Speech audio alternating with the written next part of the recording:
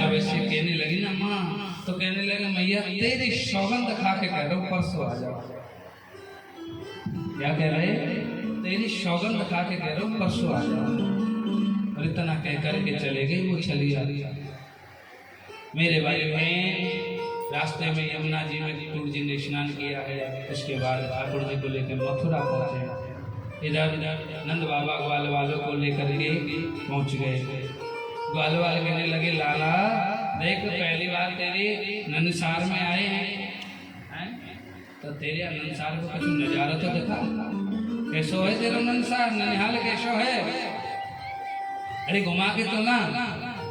आज ग्वाल वालों की बात सुन के ठाकुर जी कहने लगे बाबा हम मथुरा नगरी घूमावे। लेकिन बाबा तो जानते थे कंस के स्वभाव को। कहने लगे लाला ये अपनी वृंदावन और गोकुल ना है, जाको जी चाहे जैसे बोले दे तुमसे कोई कछु ना कहे। अरे ये कंस की नगरी है। नहीं बाबा आप एक बार आज्ञा करो। बलराम जी कहने लगे बाबा आप तो आज्ञा कर दो, मैं जा रहा हूँ, उनके साथ कुछ नहीं। कहने लगे तुम जा रहे हो तो ठीक है घुमाओ। भागवत जी कहती है जब मथुरा की गलियों से निकलने लगी ना ब्रजवासियों को लेकर के ठाकुर जी, पुष्पों की बरसात होने लगी। और जब पुष्पों की बरसात को देखा कहने लगे लाला कन्हैया जब तो ऐसी मालूम है कि तेरी ननिहाल में ऐसा सम्मान होगा, स्वागत होगा, ऐसी पुष्पों की बरसात होगी, तो कम से कम हमको पहले बता दो। अच्छे अच्छे सुंदर वस्त्र पहन के आते, क्या यार फटे टूटे वस्त्रों से चले आए। ठाकुर जी मनी मन कह रहे बेटा तुम्हें गाँव बताओ काय को बुलाए, स्वागत को बुलाए, हमारे भी कितना ही बुलाए। तभी एक चौराहे पर पहुंचे तो क्या देखा कि कंस का एक धोबी वस्त्रों की बोतली को लेके जा रहा था। ठाकुर जी ने कहा मामा जी राम राम। धोबी ने आवाज सुनी, सोचने लगा ये भांजा राजा कहां से आ गया। मुड़ के देखा ठाकुर जी को, पूछने लगे कौन हो भाई, हमसे मामा क्यों कह रहे हो? ठाकुर जी कहने लगे देखो मामा जी यहाँ के जो राजा हैं कंस वो हमारे मामा हैं। और ऐसा कहते हैं ननिहाल में मामा के बराबर की उम्र के बराबर के जो लोग होते वो सब मामा होते, इसलिए मामा कह दिया हमने। मामा जी आपके पोटले में ये जो वस्त्र है ना, इनको हमारे ग्वाल वाल पहनना चाहें, इनमें से कुछ वस्त्र पहनने के नहीं। जो ऐसी बात ठाकुर जी ने कही उनको गुस्सा आ गया धोबी को। कहने लगे गवार वारिया वन वन भटकने वाले वन गोचरो, तुम्हें मालूम है राजऋषि वस्त्र कैसे होते हैं, कैसे पहने जाते हैं? जब अब शब्द बोलने लगा, बगल में मधुमंगल खड़ा था ठाकुर जी के। मधुमंगल कहने लगे लाला छोरा। बोले हाँ ये कछु ज्यादा ना बोल रहे हो धोबी? बोले भैया बोल तो रहे हो, तो बोल रहे हो तो उतना बारे दो दो हाथ याकू ये दिखा दे, याकू या की औकात याद आ जा। ठाकुर जी बड़े प्रसन्न से नन्हे सी बात गोपाल जी की, नन्हे से मधुमंगल की बातों को सुन के, यही प्रेम मेरे ठाकुर जी चाहते हैं आपके अंदर। आज मेरे ठाकुर जी ने बाल वालों को देख एक तमाचे का प्रहार उसके मुंह पर ऐसा किया कि उसका सर धड़ से अलग हो गया।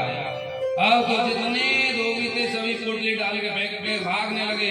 अरे भैया पूतना मारने वाला आ गया, सत्तासुर मारने वाला आ गया, भागो भागो भागो, सब डाल के भाग गए। ग्वाल वालों ने वस्त्र उठाए और सबने उन पोटलियों में से वस्त्र पहन लिए। अब तो पहन के जब जाए लगे, अब वस्त्र इतने लंबे चौड़े कि बगैर झाड़ू के ही सड़क साफ हो रही है। ग्वाल वाल कहने लगे लाला वस्त्र तो मिले, लेकिन देख कितने बड़े मिले, सड़क पर झाड़ू की भी जरूरत ना छोड़ दे। क्या करे लाला? अरे लाला ये थोड़े कटपिट के थोड़े से सेट हो जाए तो आनंद आ जाए। तो ऐसा कैसे खिड़की से एक दर्जी देख रहा था, उसने बुला लिया और सभी के नपाने के वस्त्र सिल दिए। ग्वाल वाल बड़े प्रसन्न हुए जब नपाने के वस्त्र मिल जावे। अब तो कहने लगे भैया लाला देख यानी हमको प्रसन्न करे, या कछु दे बेचारे को, काऊ को कछु एहसान क्यों रखे? कहने लगे ठाकुर जी भाई मांग दर्जी क्या मांगना चाहता है? बोले भगवान मुझे क्या दोगे आप, मुझे देना ही है तो आशीर्वाद दे दो। मेरे ठाकुर जी ने कहा ठीक है हमारा आशीर्वाद सदैव तुम्हारे साथ रहेगा, ऐसा आशीर्वाद दिया दर्जी। और मेरे भाई बहन आपको हम बता दें कि ठाकुर जी का वही आशीर्वाद आज भी फली फूल हो रहा है दर्जियों को। इतने के कपड़ा नहीं आते, उसने तो दुगनी तिगनी सिलाई चली जाती है। बोलो राधे, जोर से बोलेंगे राधे। इसके बाद सुदामा नाम के मालिक यहाँ गए। ये सुदामा जी दूसरे मित्र दाऊदी वो दूसरे, उनसे सभी को पुष्प माला पहनवाई, ब्रजवासियों को उसको आशीर्वाद दिया। उसके बाद एक सौरेंद्री नाम की कुब्जा थी, जो 3 जगह से टेढ़ी थी। उसको हाथ में एक कटोरी में चंदन था, बड़ी सुगंधी उसकी उड़ रही थी। सुगंधी को आज जब प्राप्त किया, ठाकुर जी ने पीछे से आवाज लगाई, लाला ओ ब्रजवासियों देखो यहाँ के पास ये जो चंदन है बड़ा सुगंध।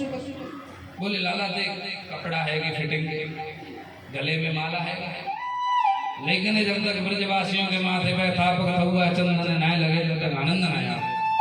तो लाला ने चंदन की प्राप्ति है जाए तो आनंद आनंद। बोले ऐसी बात है? बोले हाँ। तो कुब्जा को आवाज लगाने लगे, हे सुंदरी तुम्हारे हाथों में जो चंदन है वो हमें दे दो। कुब्जा को क्रोध आ गया, कहने लगी मुड़ करके, हे बालक जो स्त्री 3 जगह से टेढ़ी है उसे सुंदरी कहकर के उसका उपहास उड़ागा, तुझे शर्म नहीं आती? ठाकुर जी कहने लगे, सुंदरी हमने तुम्हारी इस देह को नहीं देखा है, हमने तो तुम्हारे सुमन को देखा है जो बहुत सुंदर है। आज जो इन बातों को सुना तो कुब्जा कहने लगी, देखो वैसे तुम्हें यह चंदन में कंस को लेके जाऊं, लेकिन आज मेरे मन को ऐसा भाव है तुम्हारे लगा दो, आज्ञा दे के लगाए दो। आज ठाकुर जी ने आज्ञा दे दी तो स्वयं कुब्जा ने ठाकुर जी को, बलराम जी को, बाल बालों को चंदन लगाया। बोलो राधे। मेरे भाई बहन, इसके बाद जिस जगह पर ये धनुष रखा हुआ था, जिसके पीछे मेला लगाया था, उस जगह पे पहुंचे। सभी द्वारपाल को देखते दिखाते धनुष को उठाया और उसे उठा के ऐसा तोड़ा कि उसके टूटने की आवाज कंसों के कानों में पहुंची। चिल्लाने लगा, पकड़ लो पकड़ लो, पूतना का वध करने वाला आ गया, कन्हैया आ गया, भाग नहीं ना पाए, क्योंकि भगवान भोलेनाथ का वचन याद आ गया। उन्होंने धनुष देते समय कहा था कि जब तक धनुष सुरक्षित है तब तक वो सुरक्षित है, जो धनुष को तोड़ देगा वो तुझे छोड़ेगा। मेरे भाई बहन, अब तो सभी द्वारपालों को मारते हुए इधर रंगभूमि की ओर बढ़ने लगे तो क्या देखा कि कुबलिया पीड़ नाम के हाथी को रंगभूमि के दरवाजे पर मजरा मिला के खड़ा कर दिया। मेरे ठाकुर जी ने सभी के देखते दिखाते उसके दोनों दांत ऐसे पकड़े, ऐसे घुमाया, ऐसे घुमा करके उसके दांत फाड़ लिए और उसे अनंत आकाश में फेंक दिया, उसके प्राण फकीर उड़ गए। बोलो राधे। इसके बाद रंगभूमि पधारते हैं जहाँ बड़े बड़े पहलवानों से युद्ध करने के लिए व्यवस्था की गई थी। और जब रंगभूमि में पधारे तो उस रंगभूमि में कुछ ऐसी वृद्ध माताएं भी बैठी थी, कुछ युवा माताएं भी बैठी थी, कुछ आप जैसे महापुरुष भी बैठे थे। अब वृद्ध माताओं ने ठाकुर जी को देखा। अब 11 वर्ष का बालक कितना होता है? जिस समय कंस का वध किया था मेरे ठाकुर जी ने 11 वर्ष 56 दिन के हुए थे। अब 11 वर्ष 56 दिन के बालक का युद्ध पहलवान से किसी से कराया जाए, अच्छा लगा?